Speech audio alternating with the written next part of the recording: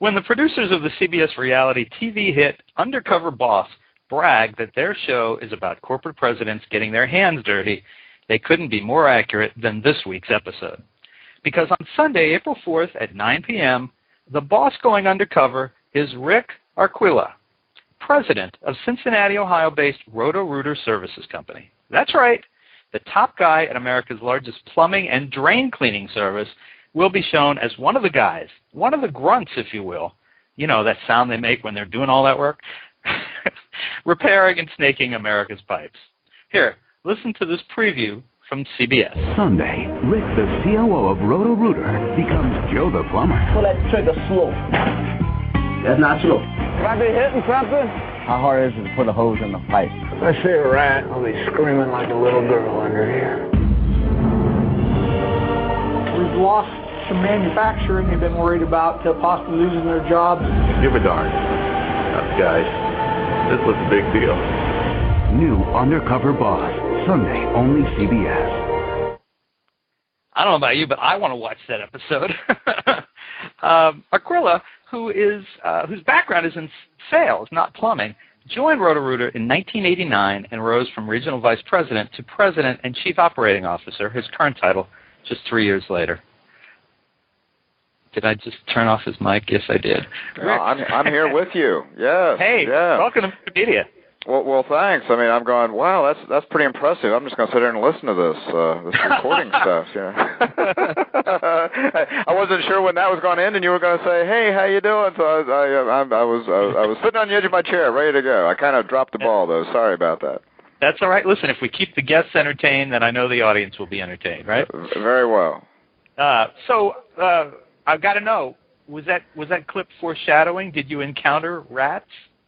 No, actually, I during that little filming, I more or less forgot that there was a mic and a camera because I was crawling underneath this house, and I was commenting to the technician I was working with that prior to going under that crawl space that rats and snakes are high on the list of things that scare me immensely. So. I was really just talking to myself, The good news is I didn't see a rat, but I can assure you what the outcome would have been had I seen one. Screaming like a little girl? Screaming like a little girl, absolutely. I wouldn't have been able to run like a little girl because I was under the house, so screaming's the only option I had, It's a little tough because being radio, I should explain to people that when Rick said that in the clip, he was literally in a crawl space under a house. You could see light coming in, but he was clearly in the middle under the house. I guess the techs with the TV and the video probably were not in a hurry to tell you that your mic was on at any point during the videotaping of all this. Oh, no. It's like, hey, the sooner you can forget your mic, the sooner you can forget there's cameras all around, the better for everyone. So, yeah, they're not going to say, hey, do you realize your mic's on there, Hank?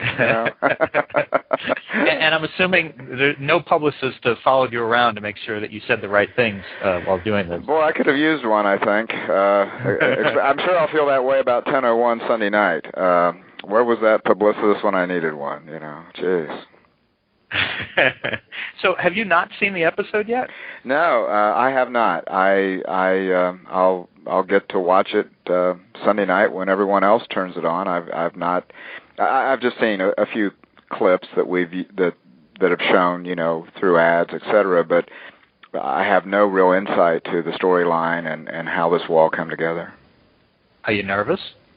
A little bit, yeah. Not so much for me. I mean, I don't want to sound, too trite here, but I hope that it portrays our company in a way for those who don't know much about us that they're going, yeah, that was a good representation of Roto-Rooter, and especially the frontline folks I worked with, great people. So I hope they get portrayed in the proper light because they're great at what they do, and heck, I get to go back and do what I do every day, so yeah. Let's face it, there's a lot of folks who could have put on the disguise and gone undercover from Roto-Rooter. It didn't have to be me, so I'm not getting too all worked up about myself over this, but I am very excited about the company being on the show, and obviously all the employees that get to be on the show. Well, and I think the question that most everyone would have, would they be able to ask it of you, is why would a successful business executive like yourself, or one from any of the other companies represented on the series so far, decide to appear on a show like Undercover Boss? What's the attraction? Great question. The most obvious response, and maybe this sounds a little jaded and sounds too much like corporate America, is like, wow, we get an hour's worth of primetime TV. Isn't that cool? A lot of people will learn about us and know of us who maybe didn't prior to being on the show. That's the more obvious. But honestly, I had to go in with my eyes open, knowing that I could get roughed up a little bit, and that I may not go unscathed, and I'll also admit that uncovering the undercover boss, if you will, was something that I hadn't really thought much about going into this journey. That does become part of what happens as you go through the process, and I'm okay with that. But I was so focused on trying to stay, in character, stay undercover, do the work, try not to make mistakes, not embarrass myself or the company, that I didn't see the uncovering of me, if you will, coming. So I wasn't mentally prepared for that one.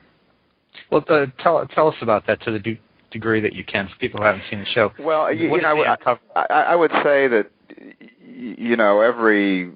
every person, boss or otherwise, has a story to be told that's beyond what they do at work, and I guess what I would say, to kind of coming back to your first question, why do this? Or if I got a call from someone saying, hey, I've heard the show's being renewed for season 2, and they're talking to me and our company, and I'm thinking about doing it. Do you have any advice for me?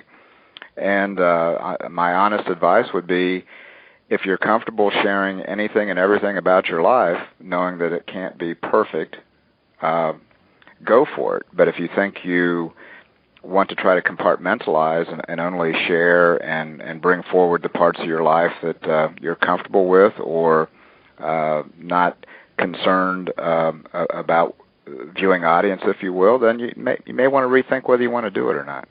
I think it's got to be an all or nothing. It's an all in or not. I don't think you can pick and choose what you choose to share. Then I think the show would become just too plain vanilla. Nice boss meets nice frontline people, does nice things, they sing Kumbaya, and show's over.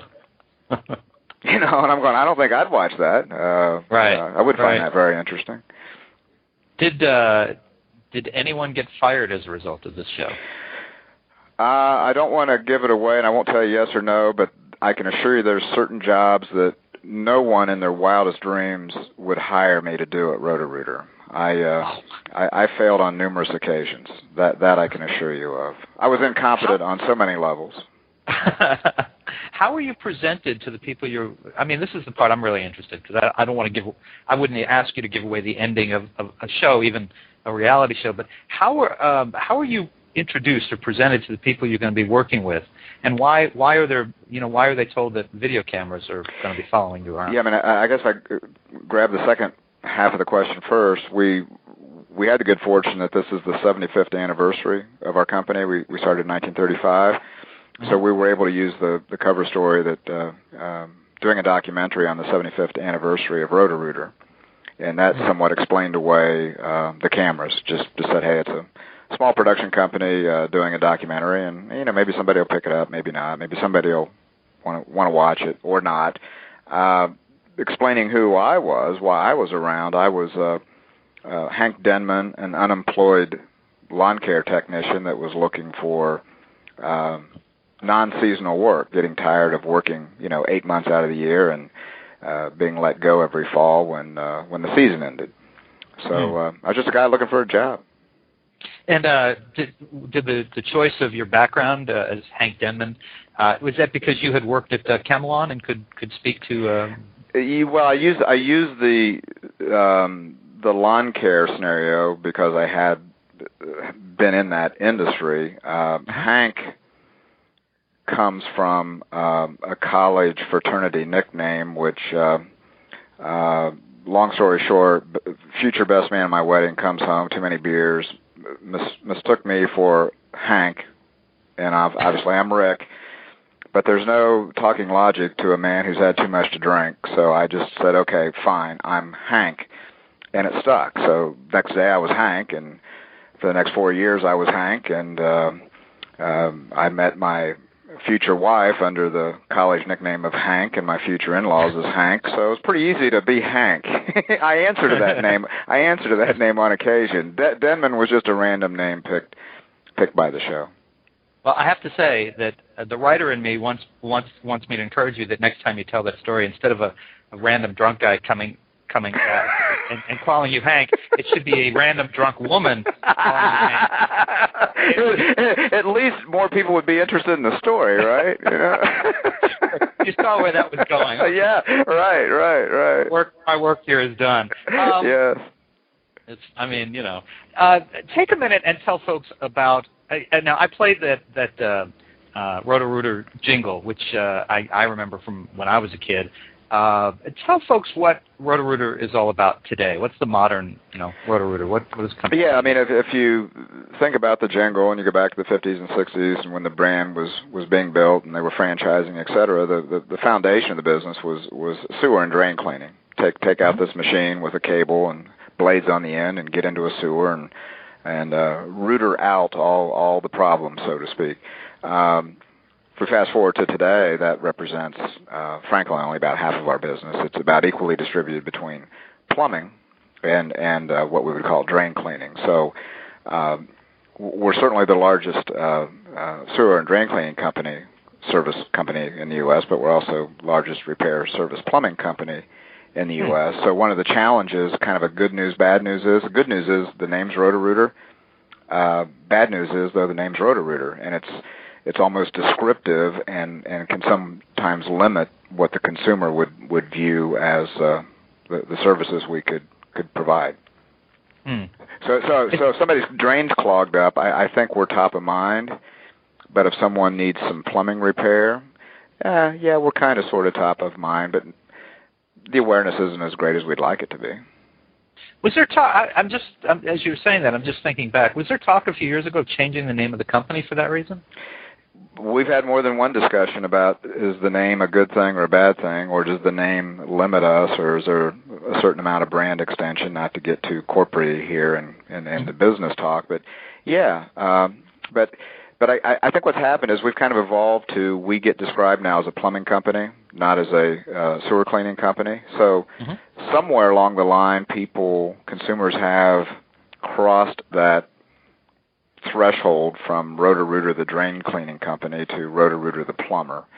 So with that said, we'll probably take the more good and the not so much bad associated with the name, because we've been around 75 years, and it's not easy to build a brand in today's world.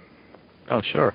Well, let's come back to the show. Speaking of being around a few years, this is, I guess, your 12th year as actually, yes. Yeah. I thought you were going to say 12th year with the company, and I'm going, no, a little longer than that. But I think about 12 as president. I keep getting asked, and the honest answer is, boy, don't put a gun to my head, because I don't know for sure. I probably need to go back and check this out and have a more accurate date. But I think you're right. I think 12 years is the number. Well, here's what I'm confused about it, in something like this with the show and the video. I work with CEOs. I co-authored books for them. I did it with the founders of the Home Depot and people like that. But whenever these guys that I've worked with go out to their locations, stores, banks, whatever it is, people know them because their pictures circulate all the time, and they see them in video and in in-house publications. Did no one recognize you? Amazingly, no. A little kind of a humorous story. The production company in CBS asked how long would it take me to grow a mustache, And I said, do you have 5 or 10 years? So that was out, you know. So, okay, we can't do the facial hair thing. That'd be a slow-moving train. The best we could do was just bad haircut, let my hair grow a little bit, you know, use the glasses, use the hats, use the things that can disguise you somewhat. But, you know, amazingly enough, you get out of the corner office and you go out there and put the uniform on, put the Roto-Rooter cap on, and put a pair of glasses on and start cleaning sewers, and no one did recognize. I will tell you though that when I played the role of customer service rep and dispatcher, we chose to do it at night because our concern was at one of our call centers that I would be more recognizable just based on the frequency of visiting there. I mean, if you just play the percentage game, if you think about the number of locations we have in the U.S., I'm not going to be in the same place too many times, you know, in a 5-year period. But you're right. There's newsletters. There's the blogs. There's the website. Right. You know. So yeah. I mean, we were concerned about it, but hey, maybe I'm just a nondescript guy. You know, that's maybe I'm just a plain vanilla guy that can sneak in and put the uniform on. I don't know. How long were you away from the office to shoot this episode? Well, we were gone, days, and obviously we didn't get this all done in just a few days. It was 4 cities. I was out of the office for an extended period of time, but my job causes me to travel a reasonable amount, so I don't think it created much questioning in the home office, like, well, hey, you know, Rick's light's been off for a while. Where is this guy? So, you know, that it wasn't one of those. It's probably the opposite. You know, if they see me in my office every day for a couple of weeks, it's like, what's up with that? You know, can't we get him out of here and find him a place to go visit, you know, so we can get some work done? You know? Doesn't the office in Scranton need someone to look in on Yeah, exactly. I mean, come on. Hey, you haven't been there in a while. Why don't you go visit those guys, right? Now, if the shooting went horribly wrong, and I mean, you could just tell in your bones that this was not good for you and not good for your company, are you contractually obligated to go through with it no matter what? I'll admit to you that I didn't burden myself with all the legalese. You know, it's like, here, Chief Legal Counsel, would you read through all this, and if you have any issues, you know, tell me. But my assumption is, sure, we would have been bound. I can tell you, though, you know, contractual obligation aside, the first day was the worst day. You kind of know if you give a speech or you do something, whether you connect it or not, whether you did it or not, whether you hit it out of the park or you were just lucky to get walked and be on first base, you know, one of those. Mm-hmm. And I struggled day one. I think I was still president, COO, and I wasn't Hank, and the style and the techniques I would use as president to disarm and have someone relax and say, hey, don't get hung up on the title, you know, we've both got jobs, we're just trying to do our jobs, blah, blah, blah. I was doing too much of that, and I think that the person I was with that day kind of said, this person seems to be working it too hard for a new guy. You know what I mean? I mean, new guy ought to be just showing up saying, teach me how to do a new job, not teach me how to do a new job, plus I want to disarm you and make you feel good and blah, blah, blah, blah, blah. So I think I might have created a little suspicion day one, and I had to kind of give myself a pep talk, and felt a lot better, you know, day two through the rest. But I was kind of slipping and sliding, trying to find my sea legs day one. Man. Now, I know that everybody wants to know the answer to this question, so tell us what you can. What did you learn about your own company in the process of being the Undercover Boss? Well, I can tell you this. The work's certainly much harder than I had imagined. I've been out in the field enough, been around it, observed it, but it's not the same as doing it. I had never done the work, so you know, cleaning sewers, pumping grease traps, welding Roto-Rooter machines, taking calls, dispatching, running the closed-circuit TV camera, you know, all the jobs that I was doing. It's hard work, and there's nowhere to hide. You know, if you're having a bad day or you're struggling, there's nowhere to hide because you're doing this work in front of customers. You don't get do-overs. So it's very stressful, and if there's a lesson learned, we got to pause long enough when we make decisions in the home office that could impact thousands of employees nationwide to say, hey, how will this really impact their job, hopefully for the better, and how will it impact the customers? Because to me, the moment of truth ultimately is, hey, are all these great decisions made by all these great minds in home office, how's it really working when you ring the doorbell of the home or knock on that place of business? So a little bit of an eye-opener for me, and a newfound respect, again, for these folks who might have had a bad day, might have had a bad night, might be caring for an elderly person, someone who's sick, might have some financial difficulties, etc. And you know what? When it's time to go to work, it's showtime. They have to put on a good show. They got to smile, and they got to put everything that's bothering them in the compartmentalize it, put it off to the side, and provide great service. So I admire what they do out there every day. Now, my reading of your resume is that your background really is sales. It's not I'm guessing that if you have a plumbing issue in your house, you're calling someone from your company to come out and do it. You're not going to roll up your sleeves and do it yourself. Yeah. I kind of grew up in the sales marketing ranks, and then switched to the operational side of the business when I was at Chemlon. I've been on the operational side the last 25, 30 years, but to your point of if there's a problem at the house, do I try to do it or do I call Roto-Rooter? Unfortunately, I try to do it, which is just both silly and comical and stubbornness, if nothing else.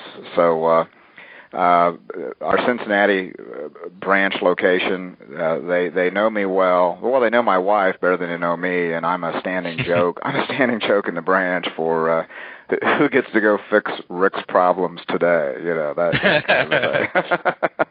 So, yeah, I don't have any skill. I'm not talented. I'll be the first to admit it. But for some reason, I kind of just keep thinking I should be able to do this type of thing. I don't know. Now, have you heard from any of the guys that you worked with while you're undercover at this point? Who've realized that it was not Hank? They were well, actually, part of what happens, and it happens in all of the shows. I haven't been watching the shows. That's a whole other issue why I haven't been. But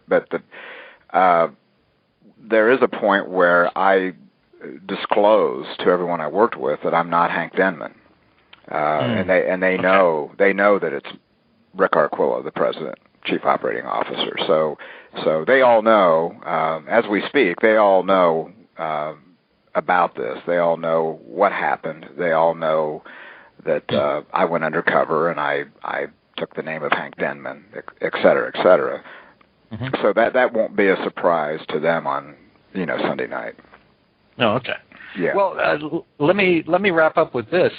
If the show goes well, and you said you haven't seen it yet, but if the show goes well Sunday night and ratings are good and people are talking about it come Monday, are we likely to see Hank Denman, Rick Arquilla, in Roto-Rooter commercials in the future to take advantage of that visibility? Maybe Bowling for Dollars, but I don't know if they'll...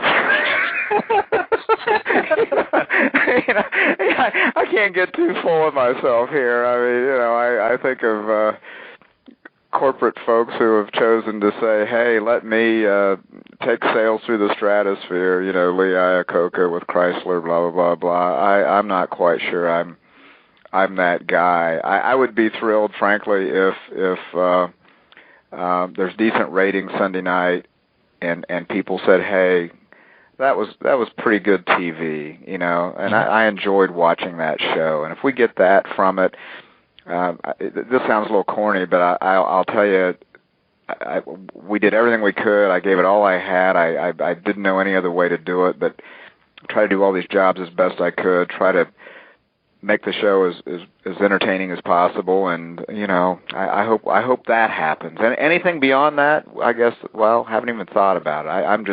I'm kind of mentally just hoping Sunday night turns out okay. Got it. Yeah. Well, yeah. Well, folks, listen, you can watch Undercover Boss every Sunday night at 9 p.m. on CBS, and you can catch Rick Arquilla's episode. It's Sunday, April 4th at 9 p.m., and then after that you'll be able to catch it and other episodes of the show you missed at www.cbs.com. And for more about Roto-Rooter, the company, you can go to www.roto-rooter.com. It's all solid, ROTOROOTER. And I guess that answers the question, what's the value of doing the show? You get Mr. Media to plug your website. That is exactly right. I mean, heck, if I hadn't done this show, you and I wouldn't have spent a few minutes here talking about this. There you go. Yeah, that's Rick, right. You were a lot of fun to talk to. I'm looking forward to seeing the episode, and thanks so much for joining us on Mr. Media today. Thanks for taking the time, and I appreciate you wanting to know more about Roto-Rooter. My pleasure. Take care. You bet. All right. Bye-bye. Bye-bye. And for more great business-related interviews, you can surf over to our main website, www.mrmedia.com. That's where you can listen to my earlier conversations with FUBU founder and Shark Tank co-star, Damon John, Isidore Sharp of Four Seasons Hotels, Guy Kawasaki of Alltop.com, Dave Hagan of Boingo Wireless, Ed Drosty of Hooters, and Laurel Tooby, founder of Media Bistro, and many more. And please take advantage of this great offer for Mr. Media Radio listeners. Go to www.audiblepodcast.com/mrmedia to get a free audiobook download of your choice when you sign up today. Again, that's www.audiblepodcast.com/mrmedia for your free audiobook.